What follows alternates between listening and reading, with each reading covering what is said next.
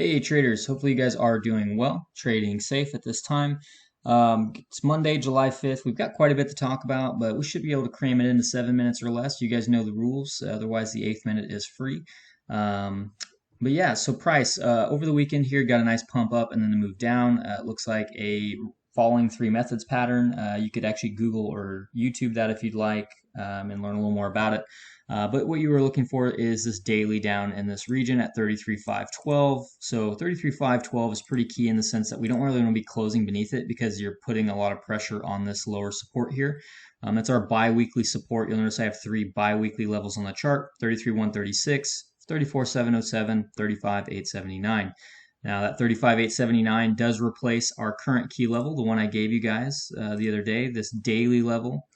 Well, not daily, but the daily key level here at $35,980, which we came up to $39,950. So I missed it by 30 bucks, guys, but give me a little credit here. That was not a bad call at all. So really nice short off there. I'll tell you where you guys could have gotten short if you missed it and how to have managed that position. But yeah, we are at support, guys, so don't get too eager to be shorting in this region. That is how you get absolutely wrecked. I am looking for a back test of some key supports, and we're going to talk about those and how they line up with this bi-weekly chart really nicely. Okay, so this is our bi-weekly chart, if you recall. We are going to go ahead and throw on those levels one more time just because they do match up really nicely, you'll notice right here. And don't forget that we are in our important days. The end of the fib time is today, the three drives pattern right here. This is our 1-to-1 and this is the box. So I'm looking for price to pivot from here, whether it's pivot to put pressure on the downside or pivot to try to challenge the range highs. You guys know that if we get above, let's just call it this bi-weekly level at 35,879, 36K, whatever you want to call it, we can look up to the highs of the range because you can see what happens when we get out of this region.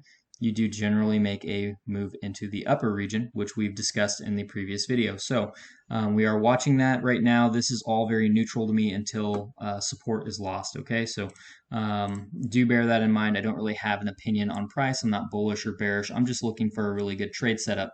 So that said, guys, we are looking at 33,512. Should this area get lost, this 33,136 level, you guys do know that we have these key levels at 31,610 right down here. Really need to hold those, otherwise this looks pretty bad in my opinion. I would expect us to start making our way into the mid-20s and eyeballing the CME gap right around, like, I think it's like 24K, but you would have some bounce territory in that like $26,000 region to be aware of.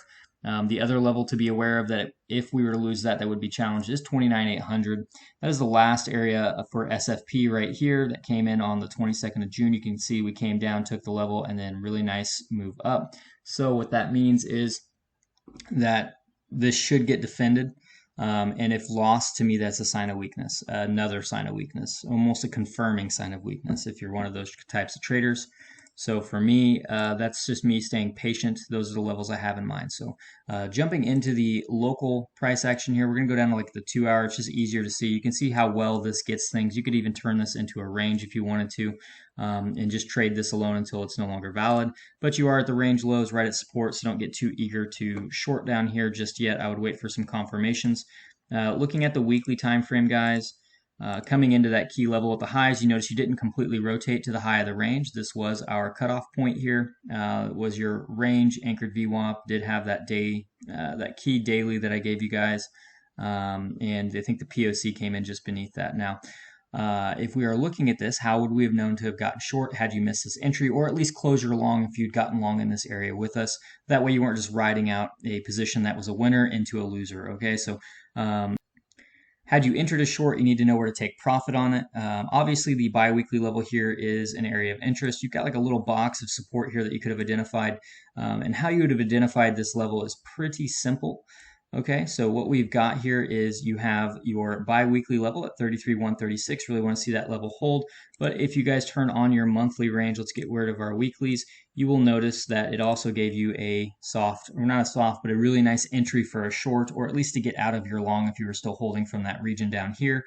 And you would be targeting the POC as you found acceptance into your developing monthly range. So there's not much price action yet, but it still holds some weight and can be valuable. You can see that the POC here right around 33,476 would have been your target. you'd have shorted from the highs here at about 34.5 and some change, and you would have had a really nice move down into that. Taking some profits along the way never hurts. You could leave some to run with invalidations above 34,707 in my opinion. So that said, guys, you'll notice that this 34,500 to 34,707 level also coming in there at some key areas. Really need to regain this box to the high here.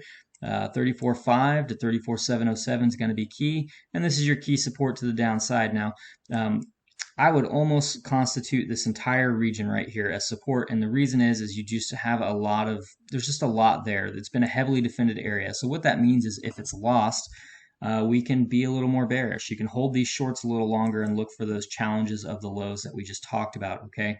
Now, I would expect an attempt into this region to try to get a back test of some of that previous support. If you get that, I would look at that as an opportunity as a playable area for scalp shorts, or if it claims the area, confirmations for potential bounces.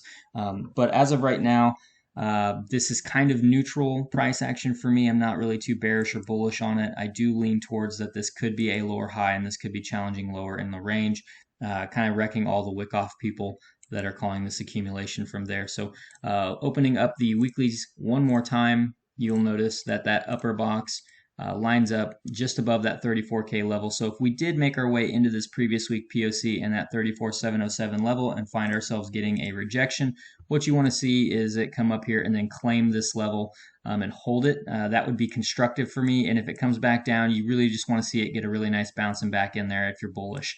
Otherwise, coming back down off of that level and then, you know, losing this level like this would look more bearish, and we could talk about bearish targets from there. You guys know that the POC of that old range is coming in right here at the lows of this consolidation.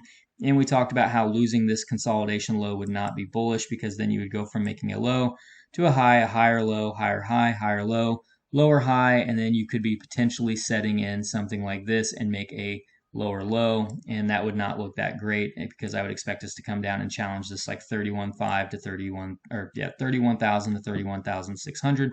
Lose that level, guys, and you guys know 29,800 is on deck. It's about 7 minutes here, guys. That's what I've got for you. Hopefully you enjoyed the update. We'll see what we get out of Bitcoin. Trade safe and have a great day.